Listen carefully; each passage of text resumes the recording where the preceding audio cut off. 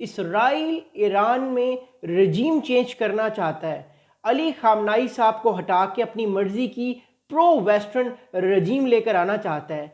ये स्टेटमेंट दिया एक नाम बताए बगैर इसराइल के इंटेलिजेंस ऑफिसर ने, और इसके बाद पूरे वेस्टर्न मीडिया में और पूरे मिडिल ईस्टर्न मीडिया में एक तहलका मच गया है। जबकि मोर इंपॉर्टेंटली हमारे पास अहम खबरें आ रही हैं कि इसराइल और ईरान के दरमियान दोबारा भी जंग छिड़ कर सकती है। ये सारा मामला मिडिल ईस्ट में क्या है, वेलकम करता हूं आपको अपने यूट्यूब चैनल में। मेरा नाम अली उस्मानी है। न्यूज़ विद अली उस्मानी को आप प्लीज़ सब्सक्राइब कीजिएगा, अपने दोस्तों के साथ चैनल को शेयर कीजिएगा। हम अपनी बात जो है वो स्टार्ट करते हैं। हमारे पास कुछ इसराइल के ऑफिशियल्स के स्टेटमेंट्स आए हैं, कुछ वेस्टर्न मीडिया और कुछ मिडिल ईस्ट के सोर्सेज के थ्रू, कि इसराइल के कुछ ऑफिशियल्स ये कह रहे हैं, जो इंटेलिजेंस ऑफिशियल्स हैं, कि वो ईरान के अंदर रजीम चेंज करवाना चाहते हैं। अब मोर इंपॉर्टेंटली जो हमारे पास मोर इंपॉर्टेंटली स्टेटमेंट्स आए हैं कि an unnamed senior Israeli official has said that the country's goal, यानी Israel goal, is to topple the Iranian regime by the end of US President Donald Trump term in office। अब Israel ये चाहता है कि अमेरिकी सदर Donald Trump की जो सेकंड टर्म है, जो 2028 नवंबर तक ख़त्म हो जाएगी, उससे पहले पहले इसराइल रजीम चेंज करवाना चाहता है ईरान के अंदर। ये इसराइल का प्लान है और ये इसराइल के ऑफिशियल्स कह रहे हैं, बता रहे हैं अपना प्लान नाम बताए बगैर। अब इस वीडियो में हम लोग जानेंगे कि क्या वाकई पॉसिबल है, क्या वाकई पॉसिबल नहीं है। मैं आपको बहुत सारे सिनेरियोज क्रिएट करके दूंगा और अपना मौक़िफ़ आपको बताऊंगा। बट मोर इंपॉर्टेंटली इसराइल के ये ऑफिशियल्स कह रहे हैं कि इसकी सबसे बड़ी वजह ये है कि ईरान ने पिछले 4 महीनों में, जब से ईरान और इसराइल की जंग ख़त्म हुई है जून की 12 दिन की, उस कॉन्फ्लिक्ट या उस जंग के बाद हमारे पास ये स्टेटमेंट्स आ रहे हैं अमेरिकी सोर्सेज के मुताबिक, इवन ईरानियंस भी इस बात को एडमिट कर रहे हैं कि ईरान अपना जो बैलिस्टिक मिसाइल्स का स्टॉक पाइल है वो इंक्रीज कर रहा है। आप लोगों को एक बात बहुत अहम बता दूं, जब 12 दिन का कॉन्फ्लिक्ट हुआ था इसराइल और ईरान के दरमियान, उस कॉन्फ्लिक्ट में ईरान ने अपने 500 बैलिस्टिक मिसाइल इस्तेमाल किए थे, 500, और इस टाइम जो स्टॉक पाइल है ईरान का वो तकरीबन 1800 बैलिस्टिक मिसाइल्स ईरान के पास हैं, जो अटैक कर सकते हैं वन गो में इसराइल को। अब इसराइल के पास ये रिपोर्ट्स आ रही हैं और हमारे पास भी ये रिपोर्ट्स आ रही हैं कि ईरान अपना जो बैलिस्टिक मिसाइल्स का स्टॉक पाइल है, यानी जो नंबर्स हैं बैलिस्टिक मिसाइल्स के, वो बढ़ा रहा है।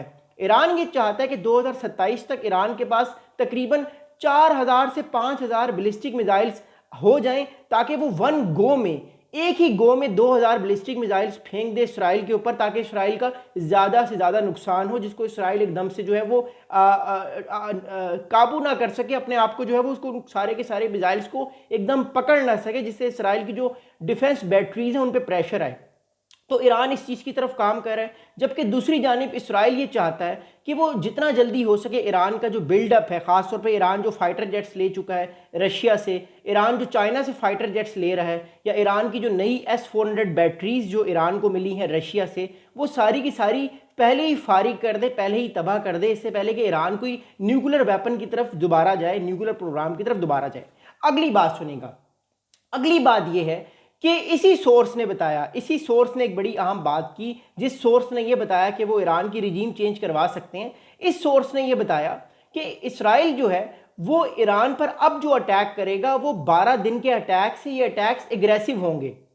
अब आप लोग सोच लीजिए कि जो पिछले अटैक्स किए थे इसराइल ने ईरान पे, उसमें इसराइल ने ईरान की तीनों न्यूक्लियर साइट्स, तीनों मेजर न्यूक्लियर साइट, जिसमें नतांस थी, इस्फहान थी और फोर्डो, तीनों की तीन ही जो थी उनको तबाह कर दिया था, जिससे ईरान का न्यूक्लियर प्रोग्राम 3 से 5 साल पीछे चला गया। यानी 2028 या 2030 तक इसराइल का न्यूक्लियर प्रोग्राम पीछे चला गया। यानी अगर वो अभी शुरू करता है न्यूक्लियर प्रोग्राम, अपना न्यूक्लियर वेपन बनाना, तो उसको कम से कम 3 से 5 साल लगेंगे, जो कि काफ़ी आगे है। इसराइल के ही सोर्सेज कह रहे हैं कि अब अगर इसराइल की जंग होती है ईरान के साथ, तो 12 दिन की जंग ईरान भूल जाएगा, ईरान के ऊपर जो है वो अटैक्स ज़्यादा होंगे और ईरान को ज़्यादा नुकसान पहुंचेगा। प्लस इसराइल ये भी चाहता है कि वो ईरान के अंदर जो रजीम है उसको चेंज करे, जो अली खामनाई साहब की रजीम है उसको चेंज करे।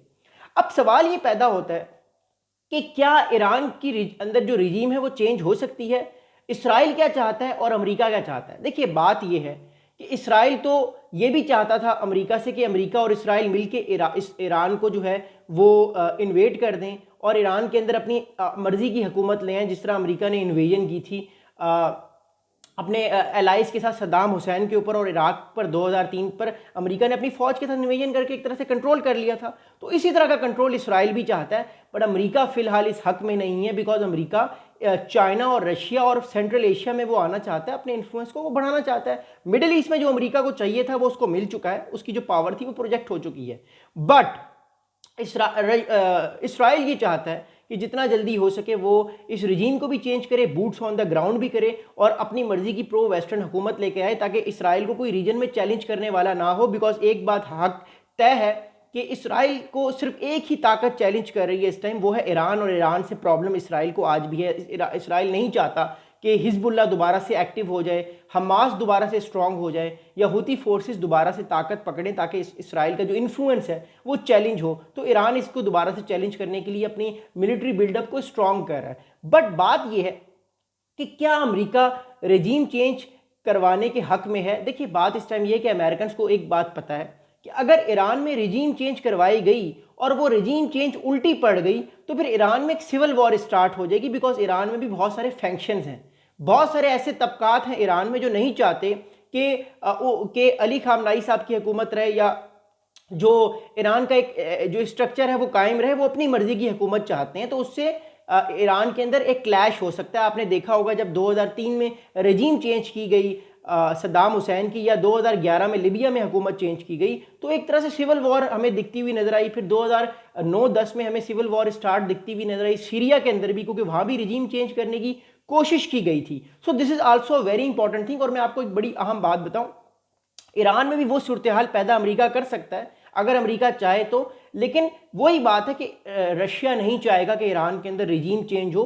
रशिया जो है वो अपने वैगनर ग्रुप या अपने प्रो ईरानियन जो इन्फ्लुएंसर्स हैं उनको भेज के ईरान की रिजीम को बचा सकता है। बट प्रॉब्लम इज दैट कि ईरान में दोबारा से फिर एक तरह से सिविल वॉर स्टार्ट हो जाएगी। अब सिविल वॉर का प्रॉब्लम ये कि अगर ईरान में सिविल वॉर स्टार्ट होगी तो पूरे का पूरा रीजन डिस्टेबलाइज हो जाएगा, नई नई टेररिस्ट ऑर्गेनाइजेशंस, मिलिटेंट ग्रुप्स बन जाएंगे, जिससे पूरे का पूरा रीजन फारिग हो जाएगा, उसको बहुत प्रॉब्लम का सामना करना पड़ेगा। अमेरिका फिलहाल नहीं चाहता ये चीज़, because America already Islamic state की जो ऑर्गेनाइजेशन थी उसके खिलाफ इराक और सीरिया में वो लड़ चुका है। वो नहीं चाहता कि इस तरह का कोई और मामला पैदा हो, तो अमेरिका नहीं चाहेगा। हाँ, अगर अमेरिका की पसंद की कोई प्रो अमेरिकन गवर्नमेंट आती है जो कि लोगों की, आवाम की उमंग से आती है और उसमें लोग भी खुश हैं, सारे इदारे खुश हैं, तब तो पॉसिबल है। बट ये इसलिए इतना आसान नहीं है, बिकॉज जो ग्रिप है अली खामनाई की, जो खामनाइस की ग्रिप है पूरे ईरान के ऊपर, ये ग्रिप बहुत तगड़ी है। ये ग्रिप इतनी आसानी से जाएगी नहीं, और अमेरिका भी नहीं चाहता फिलहाल कि ये रिजीम चेंज हो, क्योंकि अगर ये रिजीम चेंज होगी तो डिस्टेबलाइजेशन रीजन में आ सकती है। इसराइल के लिए तो फिलहाल बेहतर होगी ये चीज़, लेकिन पूरे रीजन के लिए बेहतर नहीं होगी, बिकॉज पूरे रीजन को जो है वो अमेरिका देखता है, इसराइल नहीं देखता। ये इसराइल को इस बात की लिमिटेशंस के बारे में आई थिंक इस बारे में पता है, बट दे वांट कि ऐसा हो। दूसरी अहम इंपॉर्टेंट बात इस सारे मामले में ये है कि ईरान अब क्या कर रहा है। देखिए, हमारे पास जो है मोर इंपॉर्टेंटली जो इस टाइम डाटा है उसके मुताबिक ईरान जो है वो अपना मिसाइल्स का बिल्डअप कर रहा है। ईरान ऐसे मिसाइल्स का बिल्डअप कर रहा है कि जिसकी मदद से ईरान वन गो में 2000 बैलिस्टिक मिसाइल्स और अपने ड्रोन्स एक ही जो है वो शॉट में इसराइल की तरफ भेज दे, जिससे इसराइल को प्रॉब्लम ज़्यादा हो। जब हम नक्शे को देखते हैं, ईरान और इसराइल के नक्शे को, तो उसके दरमियान में सऊदी अरेबिया की भी एयर स्पेस आ जाती है, कुवैत भी आता है, कतर भी, बहरीन भी, जॉर्डन भी आता है, सीरिया भी आता है। अब बात यह है कि ये सारे कंट्रीज़ जो हैं ये अमेरिका के एलाइज हैं। इन सारे के सारे कंट्रीज़ में अमेरिका की एयर डिफेंस बैटरीज लगी हुई हैं, जिन्हें पेट्रियट एयर डिफेंस बैटरीज कहते हैं, जो कि बैलिस्टिक मिसाइल्स को या क्रूज मिसाइल्स को या फाइटर जेट्स को ईजिली पकड़ लेती हैं। अब इनको पेनिट्रेट करना, यानी इनको धोखा देना, उसके लिए ज़रूरी ये होता है कि एक वक्त में ज़्यादा से ज़्यादा मिसाइल्स को फेंका जाए, ताकि कम से कम जो है वो मिसाइल्स इंटरसेप्ट हों। अगर वो होते भी हैं तो फिर भी बहुत सारे तादाद में इसराइल की तरफ बढ़ें। मिसाल के तौर पे अगर ईरान ऐसा सिस्टम बना लेता है जिस पे वो काम कर रहा है, जो अगले 2 से 3 साल में ईरान बना लेगा, अगर इसराइल ने वो सारे सिस्टम्स तबाह ना किए, तो ईरान पे अगर 2029 में कोई वॉर होती है इसराइल के साथ, तो वन गो में ईरान के पास ये कैपेबिलिटी होगी कि वो वन गो में अपने 2000 बैलिस्टिक मिसाइल जो हैं वो इसराइल की तरफ फेंक सकता है। अब मिसाल के तौर पे अगर 2000 में से 500 बैलिस्टिक मिसाइल्स भी रास्ते में अमेरिका के जो डिफेंस सिस्टम्स हैं वो पकड़ लेते हैं मिडल ईस्ट के दौरान, तो एटलीस्ट 1200 से 1500 बैलिस्टिक मिसाइल्स तो इसराइल तक पहुंचेंगे ना। तो उनमें से तकरीबन 4 या 500 भी अगर हिट करते हैं इसराइल को, तो इसराइल को बहुत नुकसान पहुंच सकता है। ये चीज़ जो है ये इस टाइम ईरान जो है वो बनाने की कोशिश कर रहा है कि वन शॉट में more than 2000 ballistic missiles Israel पर ईरान दाग दे। बट ऑब्वियसली इसराइल भी रीजन में बहुत बड़ी ताकत है, वो भी नहीं चाहता कि इस तरह की कोई पावर जो है वो ईरान के पास आए। इसलिए हमारे पास ये रिपोर्ट्स आ रही हैं कि ईरान जो है वो मिसाइल्स बिल्डअप को देख रहा है इसराइल ईरान के, बिकॉज ताकि जो ईरान है वो नेक्स्ट टाइम को इतना बड़ा हमला करने से पहले सोचे या उसके पास वो कैपेबिलिटी ना हो। दूसरी अहम बात यह है कि ईरान ने एक लेसन लर्न किया है 12 दिन की जंग में जो जून के दरमियान हुई थी। उस जंग के दरमियान ईरान ने ये लेसन लर्न किया है कि जब भी उसकी इसराइल से जंग होगी, उसके बैलिस्टिक मिसाइल्स में वो कैपेबिलिटी नहीं है कि वो एक्यूरेटली सारे के सारे टारगेट्स को हिट करें। अगर वो 10 भी फेंकता है तो कम से कम 1 या 2 हिट करेंगे। तो उसके लिए ज़रूरी है ईरान के लिए कि वो एक वक्त में ज़्यादा से ज़्यादा बैलिस्टिक मिसाइल्स फेंके ताकि इसराइल को ज़्यादा नुकसान हो। सो ये बेसिकली उसकी स्ट्रेटजी है। अब देखते हैं क्या ये कामयाब होगी नहीं होगी, बिकॉज इसराइल भी इस रीजन में बैठा हुआ है, वो भी नहीं चाहेगा कि इस तरह का कोई बिल्डअप ईरान करे, और अगर वो करेगा तो उसके लिए प्रॉब्लम क्रिएट कर सकता है।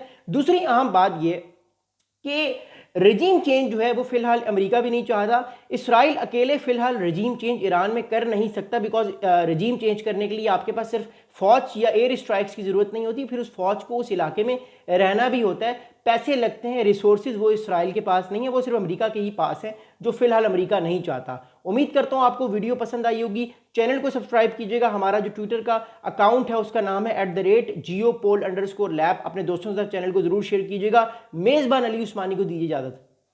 खुदा हाफिज़।